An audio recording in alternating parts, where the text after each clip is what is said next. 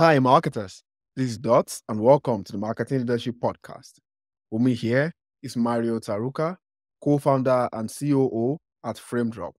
Today, we'll be looking at a very interesting topic, and that is the opportunities for marketers in the no-code website development space. If you love online presence, then you want to strap in here. Mario, welcome. How are you doing? Hey, lots. Thank you so much for the invitation. Really, really cool to be here and to be able to talk about no code and what we have been done and doing at Framedrop. Yeah. Yeah, absolutely. But before then, we need to talk about the man himself, Mario, if I would use the accent there. Tell us Yeah. about yourself, your career, your background, and all the great traction that you've made in your career specifically. Yeah. Sure. So, again, my name is Mari Tarouca. I'm from, and you pronounced it perfectly. So, congrats on it. Thank you. It's not easy. It's not easy, by the way. But Yeah. I'm from Portugal. I've been living here since ever. So, it's a beautiful country. I always like to take it like 1 second to promote the country because we have great people, No, great food, great weather. for So, sure. I'm from Portugal. And then, since young, as a kid, I used to already try to sell some things and had this entrepreneurial like movement and idea inside me and energy. And so then I went to the university in Coimbra, which is one of the oldest in the world, to study Mm, business management there. Then I came across with this awesome concept, which is called Junior Enterprise, which is basically a company ran and managed by students. And so after that, I went to Brussels in Belgium, where I lived for 1 year, and I was part of the European board organization. And then, so you have an idea, I flew like 100 times. I met with people yeah. from the European Commission Parliament. So it was like an MBA, really, really master of life. Mm, Then I came back to Portugal. And for the past 10 years, I've been working in startups. So I was just reflecting the other day, and for the good or bad, I've been working in companies with more than 50 people. And so always in small structures. And what I really like to do is go from 0 to 1. And my thing, it's now like growth, marketing, and how to grow and acquire and distribute product. yeah. Which is where I am as well. Yeah. But there are sometimes benefits for mid-size or enterprises, which was in my past life, but something I've been heavily thinking about for sure. But this space is quite exciting, sometimes Yeah. liberating as well. But I'm not going to discourage any of the corporate marketers on this spot. Uh, you know, now to the topic really, hmm, no code, no code. First of all, we can go back to the very basics. What does a no-code website platform Yeah. mean, or Sure. platforms? What do they mean, first of all? Yeah. And of what are the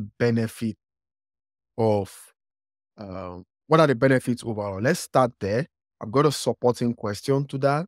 But let's Sure. just start there for those who are not so aware of that term. Right. So a disclaimer, like no codes enter my life when I had my first startup. And this Yeah. was like 7, 8 years ago. And I was basically one man job doing everything. Like I was delivering breakfast at Airbnbs in Lisbon. And so I didn't have any kind of technology and support and other people behind me. Mhm. So I still wanted to have this um, online website or an app. And so no code enters my life because by definition, no code, and to answer your question, basically something that you can create as a website, an app, a process, an automation, Mm, without actually the need of knowing uh, tech language, okay, without mm, knowing and to program. But the mm. cool thing, or actually the dilemma here, is that the funny part is that there's actually someone who had to code it, hard code it Yeah. Of course. before. But the advantage of this is that, I mean, these democratize a lot Mm, the way that people can, without any, like, I normally say that I'm a developer wannabe, tech guy wannabe, mm, because my background is like management business. And then it was by looking at YouTube videos, trying all these new no code tools to try to create different processes and websites, right? And so mhm. the advantages are here that, okay, you don't know any kind of language, you can create something, and it's really easy to get started because, of course, there's a small learning curve. but you get used to it, and you can. The more you develop, the more you learn, and yeah, you can create more things there. And the second thing is there. Third thing actually is that uh, two, three, four tools can integrate with each other, and then you can create something really powerful. And Yeah. perhaps we'll dive deep in some examples there, from Yeah. small automations that you can do within your company to actually launching a business model just on no code. And so there are different things and different opportunities. And one last one, really important, is that Yeah. it might be free in the beginning, right? Like Yeah. depending on kind of tools you are using, they normally are correlated to the usage that you do. And so the Yeah. more you use, the more you'll pay. But in the beginning, the early days might be actually Mhm. free. And so that's really good if you want to try it out a new business model. Yeah. And I like what you said because sort of, I guess, added another question that I was just thinking about here. So I do MarTech, AdTech. Yeah. I still love a lot of CRO, so website is still a big part of my life. Uh, Last week we were speaking with a client and they were like, before we get login details to this platform, it's gonna take months. And I'm like, Yeah.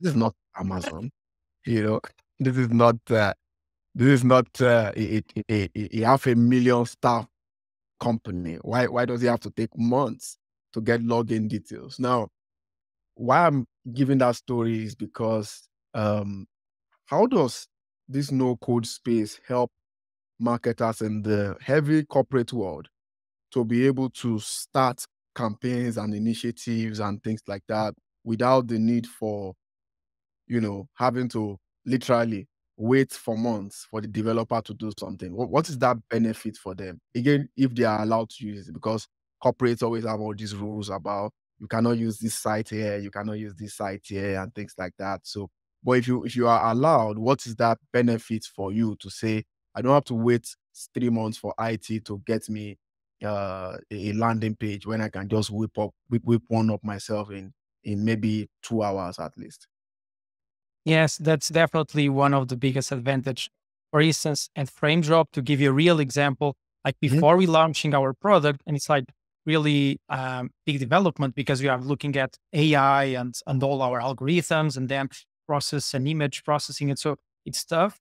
And so before we launching, like as a marketeer myself, I wanted to have something online, try to gather some leads to get some awareness for people to get to know us even Mhm. before we launch, right? So um, the way we did it was basically we put online a no-code page with a bunch of different things, and so these allow us already to again to start to have people knowing and hearing about ourselves.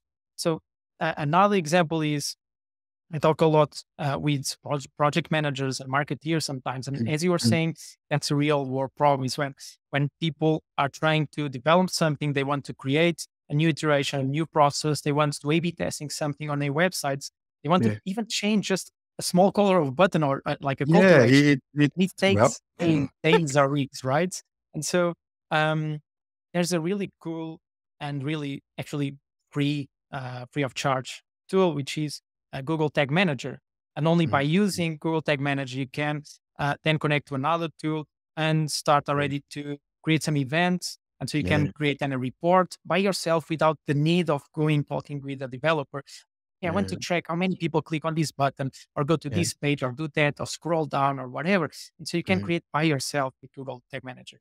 The only thing here, there's one time setup with Google Tag Manager integration with your website. So this yeah, is an example of how you can like, yeah, go after, like after that, the gatekeeper, right? And so you mhm, can go and access and change things. Of course, there are other things, for instance, to launch a marketing page or collect some mhm, leads, or then mhm. it always depends on the use case. But nowadays, no-code tools will give you this freedom and flexibility that a couple of years ago you were um, could only do through those developers. Yeah, it's. I mean, thanks for the segue into tag management for websites because yeah, that was like the biggest invention, one of the biggest inventions in marketing. It just helped a lot. It saved a lot of people's career. Let's put it that way. Because if IT is the person not making you do what you need to do, then your job is probably almost on the line because appraisal is in every 6 months. And then you waited 3 months for just the password, So, um, anyway, I don't want to rant. I was just about to rant there when I was trying to interrupt you because when I saw that email I was telling you about, I was driving when I saw it, and if you were that, you're probably upset with that email and you are driving, so you kind of like have to calm down and focus on the road, So, if you're listening now, you're in law enforcement, don't worry. I won't text and drive again. So, okay. Um, the next question really is in terms of the no code experience in itself, user experience, how can we make it engaging? How are we able to use it to create some engaging things like maybe quizzes or gamified experiences or polls or things like that? Because those things, even though people don't use them as much, are very good for demand cap or mission or audience building or whatever you call it Right. in whether it's B2B or D2C. So how is no code able to do those things? And the reason why I'm asking is this: no code sometimes is almost like, we cannot be too custom for you. We have a feature for most people, and that is what it is. And if you want custom, then it's something else, or you go somewhere else. But when you are doing these interactive experiences on landing pages, it's sometimes custom in a way. It's sometimes custom. So have you been in that situation where people want some custom experiences, but you are using well, let me use the word, a general no code tool? Yeah. Yeah. So I think there are few things here. The first one is, Mhm. can we build is no code a way of creating just general business models or tools or processes or websites? My Yeah. answer would be not necessarily. Like, you can already create specific and customized things based on no code. And then it depends on how customized, on how personalized is that thing that you want to build, right? Because Yeah. one of the disadvantage of no code is that there might be some barriers, some limits to the tool itself. Mm. Whereas could be, imagine that you are creating front end and you want to have like two blocks one next to each other, and that tool specifically, it's only like block after block after block. So you might Yeah. need to use some code, some custom code for that. It's still possible, but Yeah. you might need to use that. Another thing is regarding the quizzes. So one use case Mm. that I see a lot you are bringing and important for marketers is, you want to understand who's signing up or visiting your website, or you want like to filter them, right? This user quiz to then, okay, depending on those answers, you might want to filter them and have Mm. different actions for them, right? Self Yeah. service or call them Wizard. or whatever it is, Yeah. right? And so one way of doing that is through tools like Tally or Typeform, that you Mm. can create these interactive quizzes and dynamic quizzes and things like scoring. And you can, okay, Mm. depending on the answers that they Mm. give, you can then show it's like a conditional Mhm. way of creating the form. So the questions will actually automatically in real time reorganize depending on the questions. And also the ends, like at the end, the call to action might be like, okay, go to this page, right? Redirect them to a self check into a Calendly where they immediately sign up and Mhm. schedule a call for you to then showcase your product to them or whatever. Or let's say that it's a D2C and you have five types of products, and by Mhm. answering 3 to 5 questions, you will decide which product. And so you redirect them to that specific page. So nowadays you Mm. can do a lot of things already using no code, again, without the need of having a software developer working on it. Yeah. Yeah, that was a very good example, by the way, because from an online presence perspective, that's the wasn't the neuro marketing term that they use for it, but basically that's wizard, right? Trying to determine your needs so it takes you to the right spots. Uh, it's now starting to be adopted in the e-commerce world, which I think is very, very interesting. It's been a B2B thing for a while anyway. So thanks for sharing that example. But I would still like to stick to that topic in another span. Now, if anyone is here on the pod and knows about no code, you will know that they come with quick start templates, right? Or even now AI, right? What of the, I guess, you have a brand that has a brand identity that is very custom. Um, how can people like that deal with the case whereby they are using no code and they want to choose whether it's template or heavy customization? Um, how do people, choose what to do within a no code website platform? Again, these custom guys might still want to use no code Yeah. platforms, Right. right? And I know we've been talking about systems. We've not spoken too much about tools, but I know you already mentioned some tools. Um, but again, this brand comes, they still want to do this, they still want to go this route, but they don't like templates. I'm a lover of templates, by the way. Yeah. They're just awesome. Spend 2 hours on Team Forest, you will find the best templates for your brand Yeah. that maybe not many people have used. But some people may feel, their website is too custom for things like that. And so they want a custom solution or they want a custom design. Now there's a trade-off there, which is, with custom, maybe you spend more time with templates, you save more time, but they will say because we are a special brand, we are afraid of people using the same templates. Right. How do you help people choose where to go, basically? That's Yeah. yeah. Right. So I'd say there's no answer that fits all sizes, right? And I would Mm, say it always depends on that specific use case or company budget.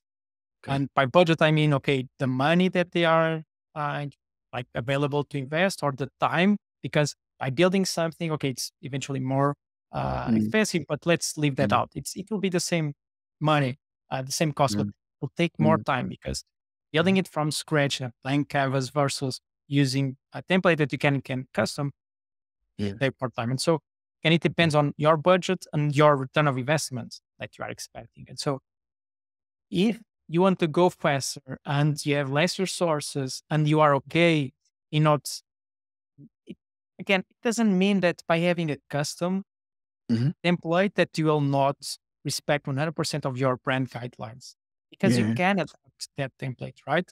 Yeah. Yeah. And it will save you a lot of time. And the other advantage of using a template is that there might be a high probability that it was tested and retested and tested again and again and again. And so Yeah, because this means custom that, websites, maybe the padding is not good, yeah, stuff.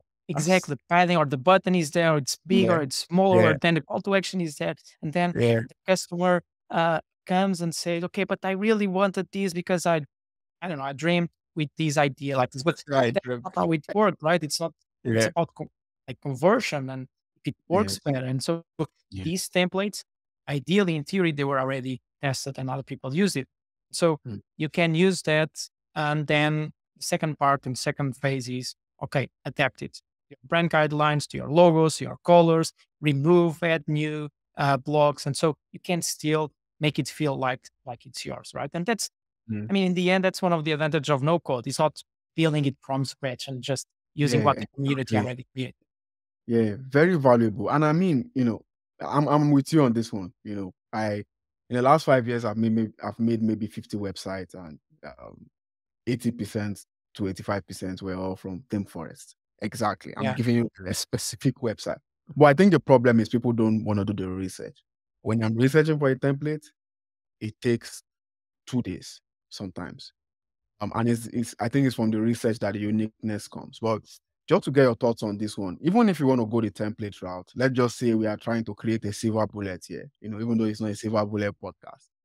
Um, you can still refine that template with AI, isn't it? So that it becomes yours. You get what I mean? Because at the end of the day, everybody wants to be efficient, right? They are Right. cutting jobs left and right. Companies still need to grow while cutting those jobs. So we all need to be very efficient. So what do you see about people being able to adopt templates, and if they still fear that templates are somehow, then they could just use AI to enhance their customization. So it's really theirs. Yeah. Yeah. It's true that some no code tools already allow you and brought this AI wave into their own platforms. And so we have seen this happening the past 3 to 6 months. If you have a no code tool where you can bring a website, you they for sure they already have AI. If it's because like they will allow you to generate content inside already, or Yeah.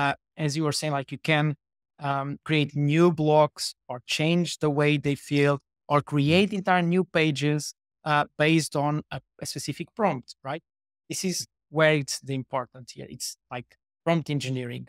This is where you Yeah. need to be really good at, right? And so this skill, we are seeing that in the past year, it's probably the next decade skill because people eventually might need to reskill themselves. And that's definitely on top of, I don't know, 3, 5 of No, skills. it's not definitely. It is on top because I did a post on future marketing roles in the age of AI, and I think Mhm. my favorite out of those is the prompt on any kind of Yeah. media at all. You must be like video prompt. I call it brief. So video brief specialist or video Yeah. prompt manager or even video prompt director, website prompt Right. director. And it goes all the way there. So like I said, and I think you sort of echo that, the problem is people don't want to take the time. So let me put it Yeah. this way. They don't want to take the time to research the template and brief the AI, but they still want to take the time to do a custom solution that might or might not be prone to errors, right? I mean, if you have a massively expensive website, then all power to you. Or massively expensive budgets for a website. So um well, it's really, really interesting times. I have one more question before the break. I know I've gone on the tangent here, but I'm really, enjoying this. You've touched on this a little bit with Google Tag Manager, but do you want to tell us more about, how no code has allowed seamless integrations with data analytics platforms or any marketing platforms, even CRM platforms? To be able to get better insights or even pass data from websites into these systems. How better as no code helps to do this? And again, this is not necessarily a tag manager question because as we know, some of these no code tools are in their settings there. You can just see select integration, and then you just maybe you sign into your email and it's done. Very simple stuff. So how good has that been, again in the past couple of years to be able to allow marketers to turn their website into a life school marketing tool? Yeah, sure. So you already said one important thing, which is the majority of these no-code tools, they really Mm, seamlessly integrate with each other. And the way they are building, like they create this environment where if you use 2, 3 tools, the majority of times and the probability of them to integrate with CRM like HubSpot or Mailchimp or yeah, Pipedrive is really high because it's use cases, and the more use cases they can create, the platform itself, like they'll drive more users, and so it's like a mm, loop for them, and so they work actively on that. So that's another plus for no code mm, tools, and even if you don't have direct integrations, there are another type of tools that make this bridge right between tool A and tool B, which is mm, tools like Zapier and Make, right? That mm, even really or real a small amount per month, you can connect these, and you don't need to go to these like coding things of API and no yeah, JSON and whatever. So yeah, yeah, um, seamlessly you integrate these by drag and drop. And yeah, when you are asking about analytics, like the mhm, first thing that comes to my mind is, of course, connecting your website, your app to Google Analytics or mhm, Plausible, which is another mm. tool that we use, really cool. Oh, nice. And so, do you know Plausible? Yeah. No, I will not lie. I So, have I so used a segment for a yeah, while, but it's always been GA4. Like I eat yeah. sleep G4, it's GA4, it's GA4 it's really certified. strong. Oh, It's really, really, really strong. Like just in 2 seconds, like Plausible, it's basically um, really small, just one page reports. mm. And they are more into privacy. Anyway, like I'll check people it can out. look into it Yeah, but after. that's again Um, something else you learn on the podcast. yeah. And the other type of tools that are really important besides like having these must have analytics to know, like Google Analytics gives you like where people are coming from, how much time they spend on a website, etc., etc. Like the other type of tools is like recording what people are doing on the website. So tools like Hotjar or PostHog, Like they will allow you to record literally what they are doing on the mobile screen, desktop. And so by only recording these, you can find a lot of errors and people imagine like they click on a button and then they go back. And you see this happening a lot of times. So it's something it's wrong there. So perhaps the call to action that you have in your button and when people arrive there, expectations are not being managed, right? So they go back. So only Yeah. by looking at these, you can find some things you can improve on your website. Yeah. Very, very good context. I'm just looking at Plausible now, which I think is very, very awesome.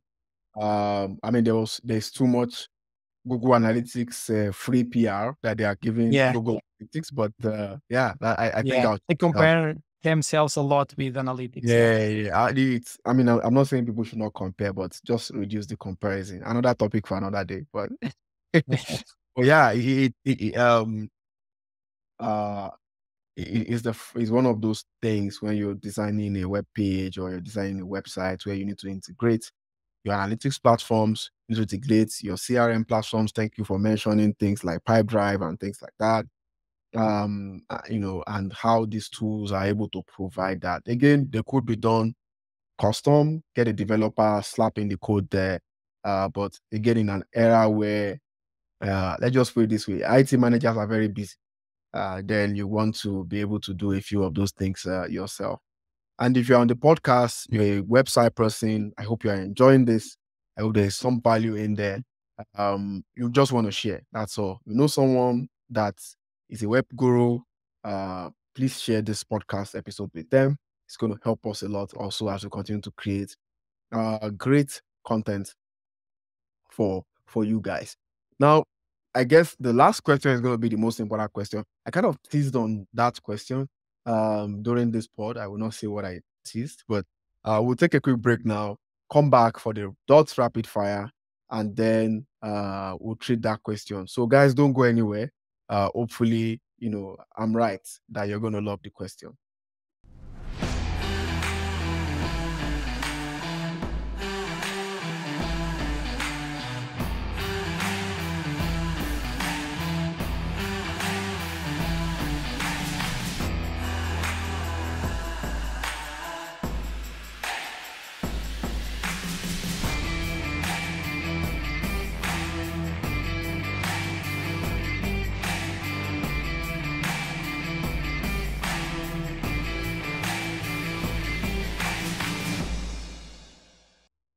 Guys, welcome back. So, like I said, it's the dots rapid fire.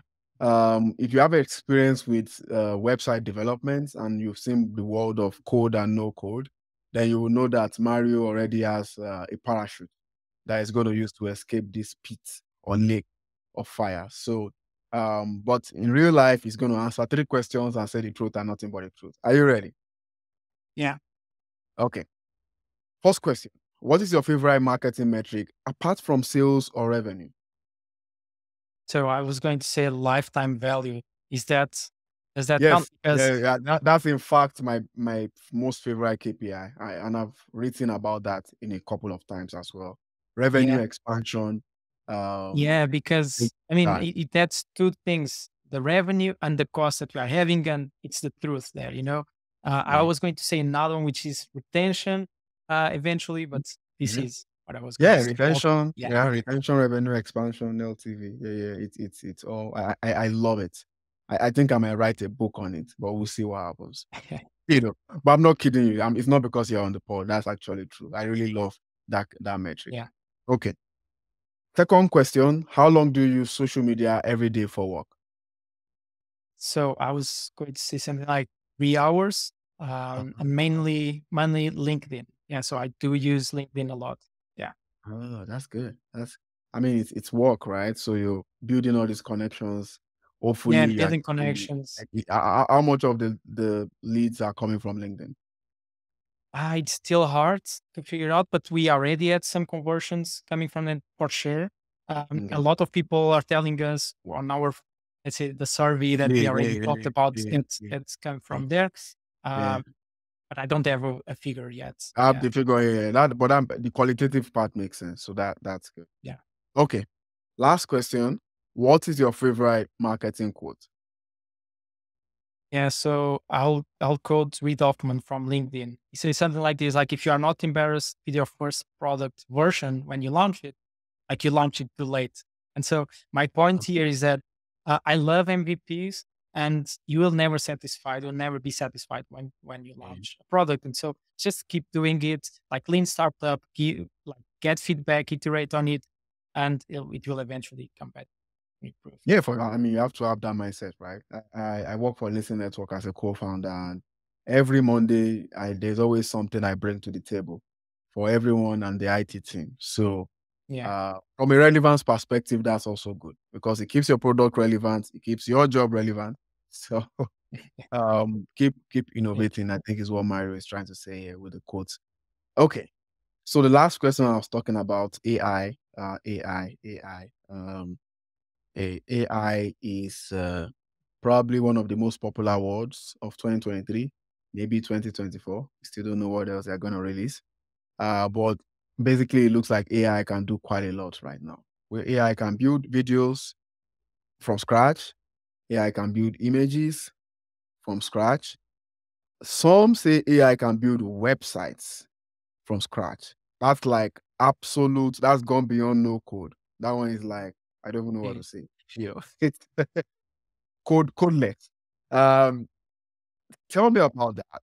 People creating entire websites from text prompt.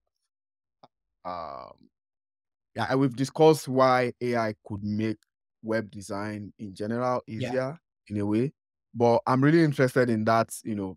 Building websites from scratch with AI. What are the best practices around that?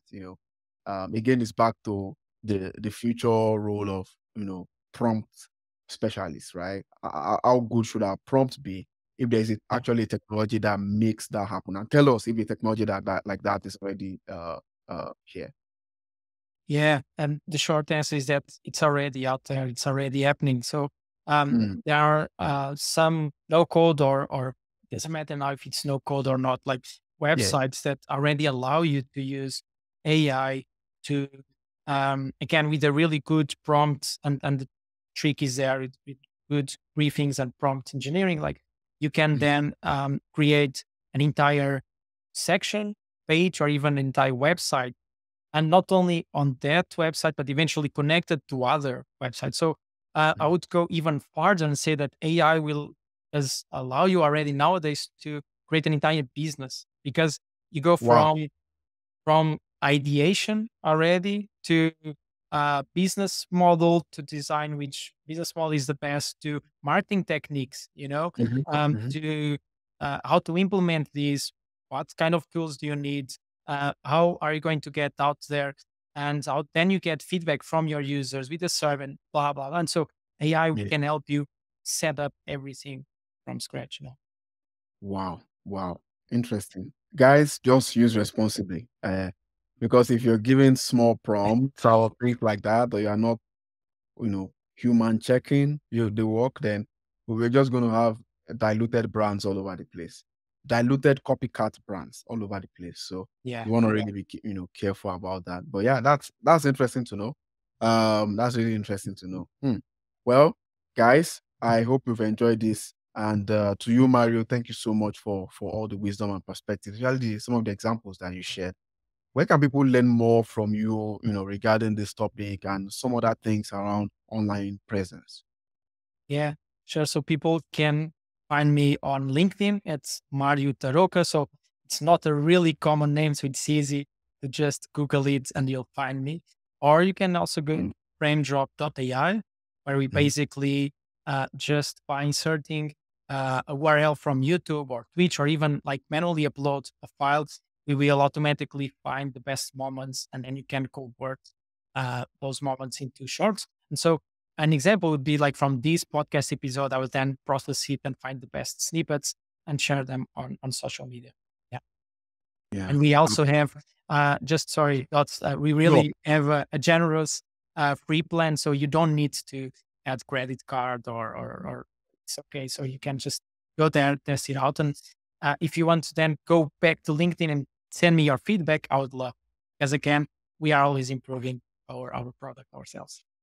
for sure. I think you also said at the beginning that no code websites are free at the beginning for the most part. So Yeah. if you're just starting out, then that's a good way to test things out and test the waters and start to deliver yourself from the IT team. If I were to Yeah. give this episode a caption. Well, guys, yeah, great episodes like this one. Just want to check my website, .slopsmarketing.com. It was built with no code, so feel free to use tools like Wapalizer to see how the website was built. You can also subscribe on this podcast. Just search Marketing Leadership, Spotify, Apple, and YouTube, so you never miss any episode. We're trying as much as possible to churn out as much content. We have a lot, so that's sort of a good start for us. Well, till next time, connect the dots. Thank you for listening to the Marketing Leadership Podcast, brought to you by Dots Loves Marketing. There will be links to any resources mentioned in today's show notes. If you enjoyed this episode, please leave a 5-star review and be sure to subscribe so you never miss an episode.